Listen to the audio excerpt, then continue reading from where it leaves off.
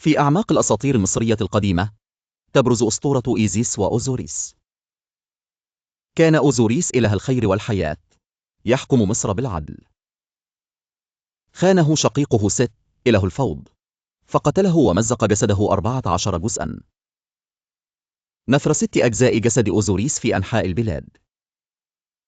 لكن الحب لا يموت. إيزيس خرجت في رحلة طويلة. جمعت إيزيس الأجزاء الممزقة بقوة السحر والحب.